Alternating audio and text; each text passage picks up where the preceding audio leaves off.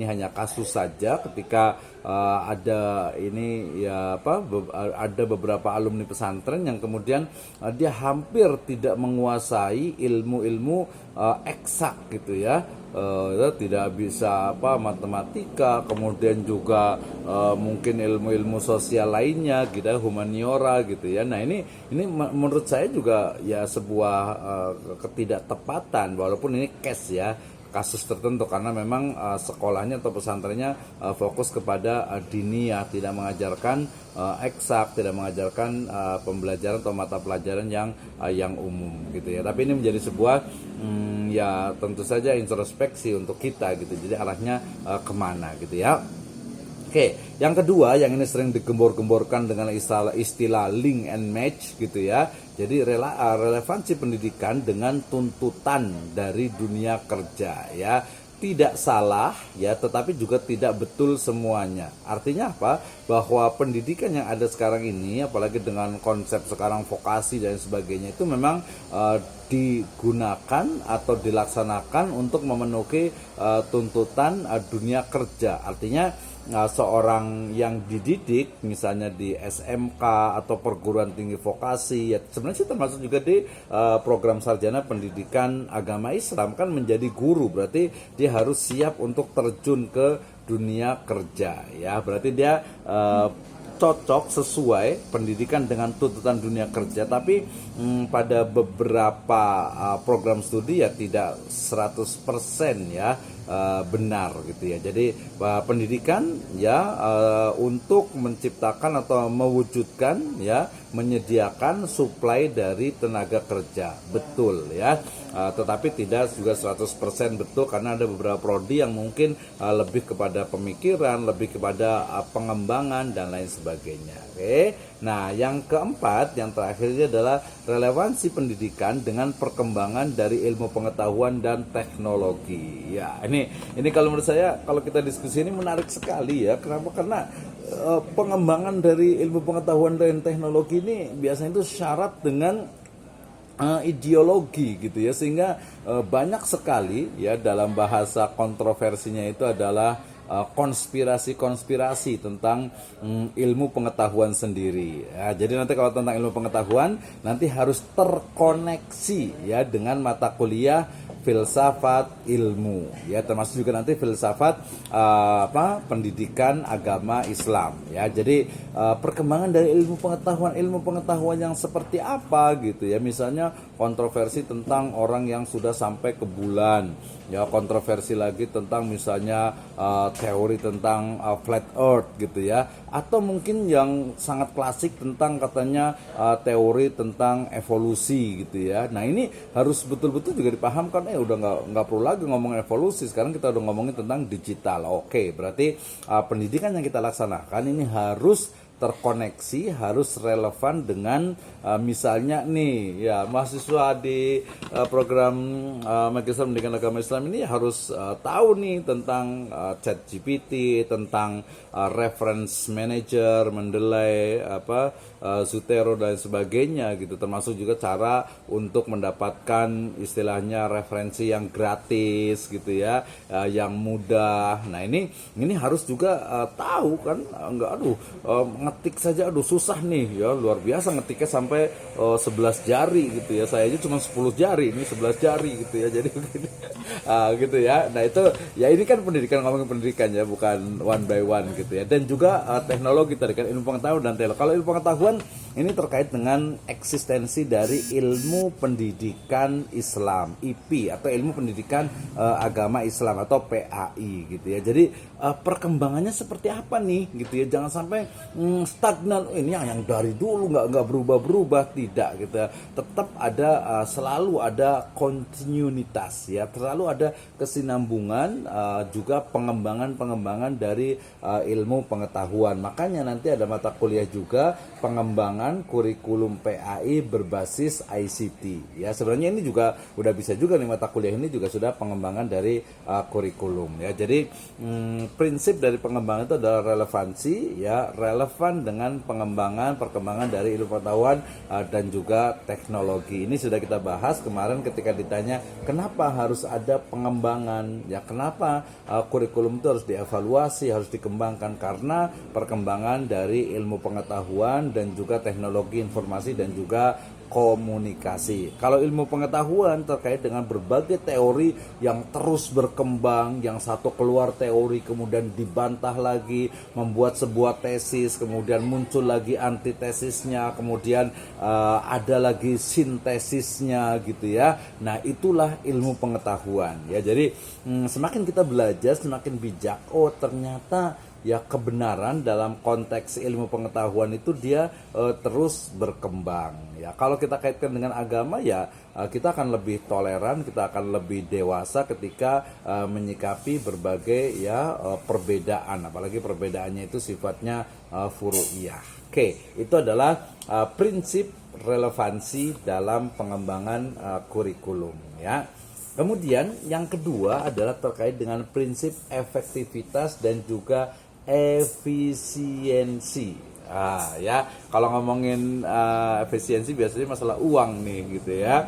Ya, efisien itu biasanya memang uang gitu ya. Kita awali dengan prinsip efektivitas. Jadi, efektivitas itu adalah bagaimana perencanaan kurikulum itu dapat dicapai sesuai dengan keinginan yang telah ditentukan. Saya ambil dari Muhammad Idi di bukunya yang sudah cukup lama sih sebenarnya, tapi beliaunya masih hidup ya, di UIN Raden Fatah. Kebetulan saya kenal dengan beliau ya.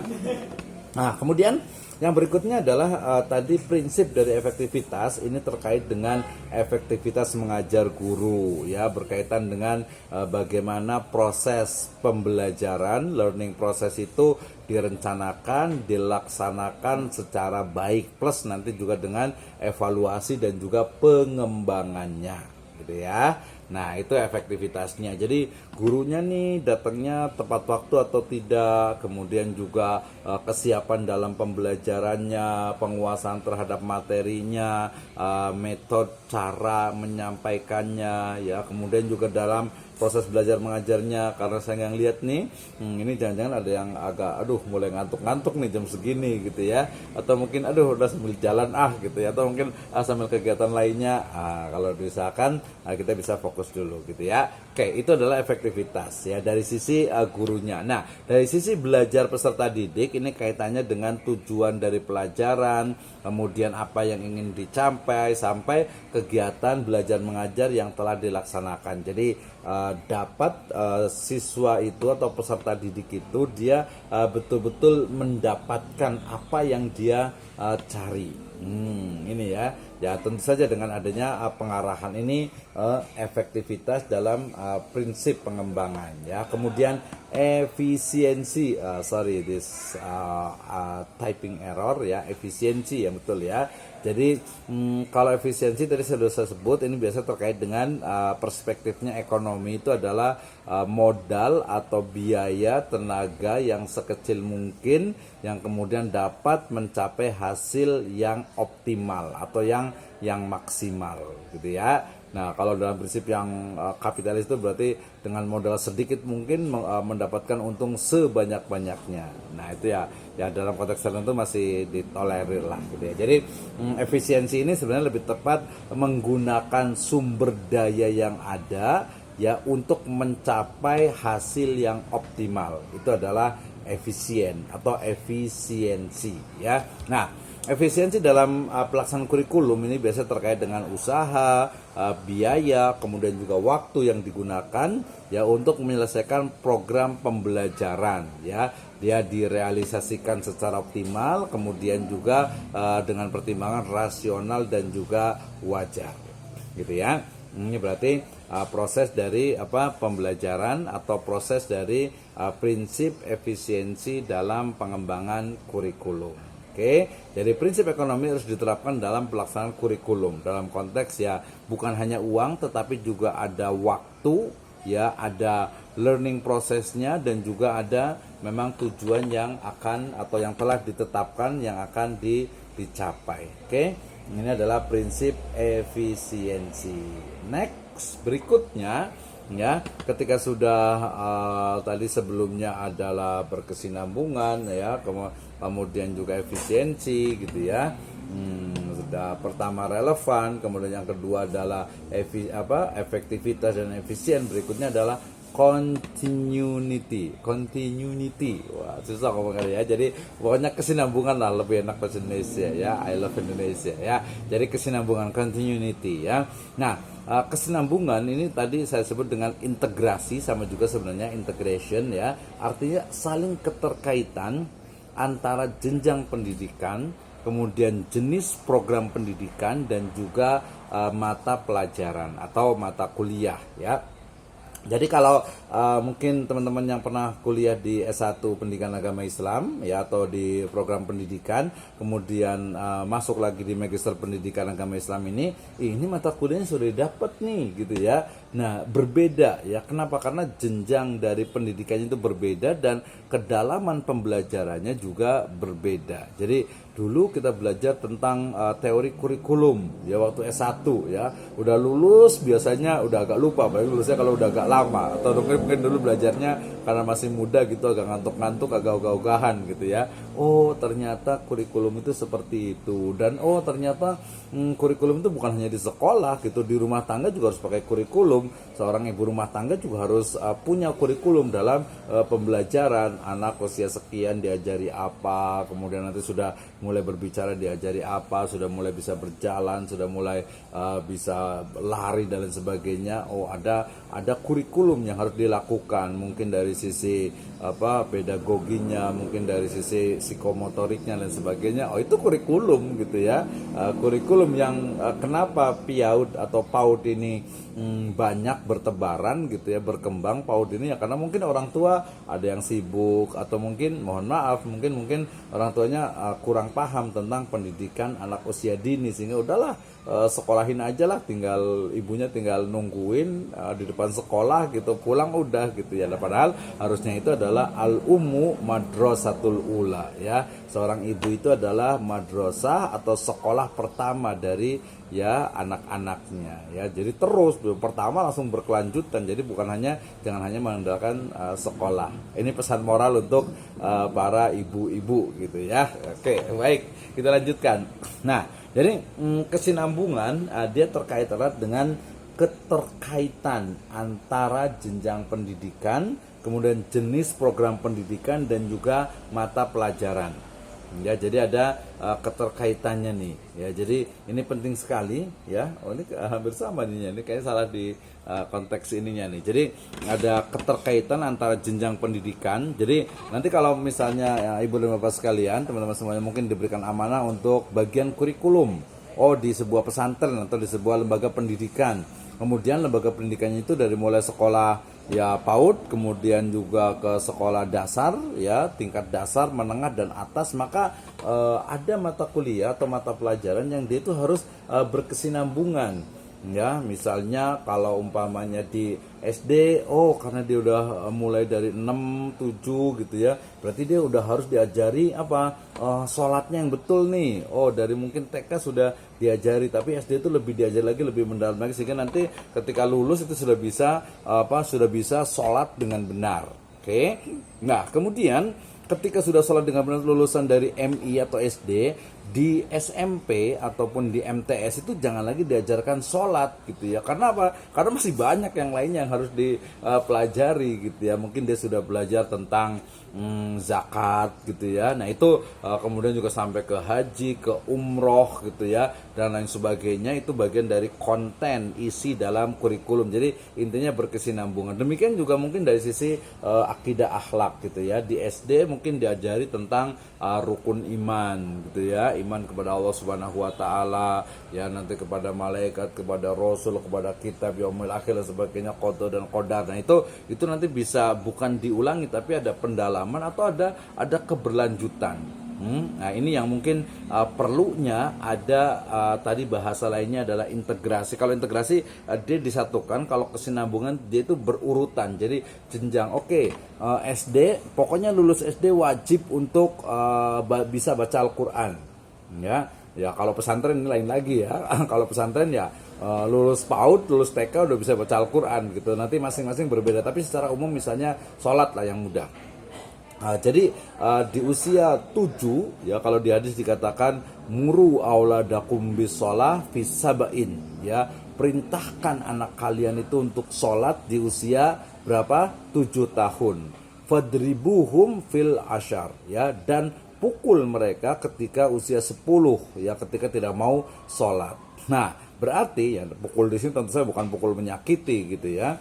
Bukan pukul menyakiti, tapi sebagai ya pembelajaran saja, punishment gitu ya. Nah, berarti konteksnya apa? Kalau dalam konteks kita kaitkan, korelasikan dengan pendidikan, model pendidikan sekarang yang ada di Indonesia, berarti ya usia SD atau MI dia wajib sudah bisa sholat, ya, bisa sholat, bacaannya, niatnya, kemudian rukunnya, syaratnya dia sudah paham. Selesai lulus SD atau MI berarti sudah bisa sholat. Nah, di MTS sudah nggak perlu lagi belajar sholat dalam tanda petik ya. Kalau penguatan itu bisa lah, tapi sudah tidak lagi belajar sholat karena sudah bisa gitu. Tinggal dilanjutkan ke zakat, ya, mungkin puasanya, ya, karena puasa kan berarti dia sudah balik, sudah wajib puasa tuh ya. Kemudian nanti umrohnya, hajinya dan lain sebagainya, itu ditingkatkan. Nanti sudah SMA. Sudah SMA nih, dia sudah mulai sudah mulai puber nih, berarti diajarkan mungkin cara mandi janabah gitu. Ini ngomongin tentang fikihnya gitu ya, karena background saya di fikih ya. Akidahnya juga sama, akhlaknya juga sama, adabnya juga sama, sejarahnya juga sama gitu ya. Jadi sejarah misalnya kalau di SD itu adalah Sirah Nabawiyah, kemudian nanti di SMP atau MTS itu adalah Khulafaur Rasyidin, nanti di Aliyah itu adalah Daulah Umayyah, Abbasiyah, Utsmaniyah, Fatimiyah dan lain sebagainya. Itu contoh ya, itu hanya contoh untuk menunjukkan continuity, ya, continuity dari kesinambungan dari sebuah kurikulum, ya. Dari terkait ini sebenarnya ini sama juga. Nah, kalau di ruang lingkup Indonesia ini sebenarnya kita sudah ada namanya KKNI, ya, Kerangka Kualifikasi Nasional Indonesia. Jadi kalau saya sudah sampaikan dulu ya, di program Magister ini kita berada di level yang ke-8 dari KKNI. Level 8 dari KKNI, nanti ingat nih, di tesisnya bukan lagi untuk mengetahui ya, tetapi untuk how to analyze, bagaimana menganalisis, ya, mengkritisi, kemudian sampai kepada mengembangkan teori yang ada, bahkan membuat sebuah teori. Nanti itu bisa di level KKNI yang ke-9, doktoral atau PhD program gitu ya. Jadi itu kesinambungan. Nah, KKN itu dia kesinambungan. Oke lah, kalau S1 degree atau sarjana dia cukup mengetahui, walaupun sekarang lebih tepatnya sebenarnya mendeskripsikan, menarasikan gitu ya. Jadi bukan hanya tahu saja gitu ya. Jadi dia bukan sekedar tahu, tapi juga dia faham dan bisa menganalisis. Itu bedanya. Jadi sebenarnya dalam konteks pendidikan kita juga sudah ada tuh kesinambungannya itu, dari mulai ya kita sebut saja SD, SMP, SMA, perguruan tinggi, ya, master, perguruan tinggi itu sarjana, master sampai doktoral, bahkan sampai kepada postdoktoral, sampai kepada guru besar. Dia sudah ada kesinambungannya dalam materi dan juga metodologi pembelajarannya. Oke, yang berikutnya adalah prinsip keluasan atau flexibility. Nah, ini mudah sekali ya. Kenapa? Karena terkait dengan tadi ya, dynamic, ya, dinamis, ya, luas, fleksibel, ya. Kalau di iklan kita tuh se-fleksibel itu gitu ya. Karena begitu fleksibelnya gitu ya, jadi sampai-sampai ya bisa seperti apa ya, seperti yang film itu tuh, film apa tuh lupa, yang kartun itu. Jadi dia bisa ke kiri, ke kanan, bisa ke atas, ke bawah gitu, sangat fleksibel. Nah, dalam konteks kurikulum, fleksibel ini artinya dia tidak kaku ya, artinya ada ruang gerak yang memberikan kebebasan dalam bertindak atau dalam mengembangkan kurikulum sendiri ya. Mulai dari kurikulum 94, kemudian juga KTSP dan seterusnya, itu sebenarnya memberikan kebebasan ya, artinya ada pokok-pokok gitu ya, ada kompetensi-kompetensi utama yang harus kuasai, tetapi kemudian ada ruang-ruang, ada bagian-bagian lain yang mungkin bisa dikembangkan oleh seorang pengajar atau oleh seorang guru gitu ya, sehingga atau oleh seorang perumus dari kurikulum. Ya, ini berarti fleksibilitas ini terkait dengan memilih program pendidikan ya, kemudian juga fleksibilitas dalam pengembangan program pembelajaran. Ya, Anda menyebutnya dengan pengajaran, tapi saya biasa menyebutnya dengan istilah pembelajaran, learning, ya, learning program. Ya, berarti flexibility ya in learning program or develop of learning program. Ya, jadi ini yang penting untuk dikuasai. Ya, sehingga mata kuliah ini sebenarnya cocok untuk ya bagian kurikulum, kepala sekolah ya harus paham, guru juga harus paham juga sebagai pelaksana dari kurikulum itu sendiri. Karena beberapa kebijakan juga guru itu sebagai juga perumus kurikulum, bukan sebagai hanya pelaksana dari kurikulum. Oke, itu adalah flexibility dalam prinsip pengembangan kurikulum. Kemudian juga ada berorientasi kepada tujuan. Ini kita sudah bicara bahwa sebelum menetapkan kurikulum, tujuannya itu apa gitu ya, dalam berbagai mata pelajaran, dalam berbagai mata kuliah. Misalnya mata kuliah ini teori dan pengembangan kurikulum pendidikan agama Islam, berarti tujuan dari mata kuliah ini adalah agar mahasiswa itu paham tentang bagaimana teori-teori tentang kurikulum pendidikan agama Islam. Oke, yang kedua mahasiswa juga harus paham tentang bagaimana pengembangan ya kurikulum pendidikan agama Islam. Nah, hari ini kita bicara tentang prinsip-prinsip dalam pengembangannya. Nanti ada last terakhir itu ada modelnya ya. Berorientasi pada tujuan berarti sebelum kurikulum itu ditetapkan ya, maka langkah pertama yang dilakukan adalah menentukan tujuan terlebih dahulu ya. Ya, ini satu persen tujuan dulu apa gitu, bisa juga gitu ya. Atau mungkin tujuan sambil berjalan apa nih sebenarnya ya, ketika misalnya kita mau belajar mengajarkan misalnya sirah lah, sejarah peradaban, atau mungkin bahasa Arab gitu ya, atau mungkin fikih, atau mungkin akidah, atau mungkin akhlak, gantian kita akhlak lah ya. Misalnya kita mau mengajarkan akidah akhlak ya, fokus kepada akhlak. Berarti tujuannya apa? Oh, tujuannya itu adalah agar misalnya peserta didik itu menghormati kedua orang tuanya. Berarti bagaimana, apa materinya, bagaimana cara pengajarannya. Wah, itu kurikulum. Tapi kita fokus kepada yang penting peserta didik itu dia bisa, dia paham cara menghormati orang tua. Mau cium tangan gitu ya, atau mungkin menunduk, atau mungkin berpelukan dan lain sebagainya. Itu teknis kepada masing-masing keluarga ya, budaya yang ada, yang tapi yang pasti dia menghormati orang tua. Jangan sampai dia mengucapkan wala taqul lahuma uffin. Oke ya. Nah, tujuannya tentu saja menentukan secara tepat mengenai metode mengajar, media pengajarannya, sampai kepada evaluasi gitu kan. Nah, itu kan tujuan dari, jadi metodenya itu seperti apa. Misalnya tadi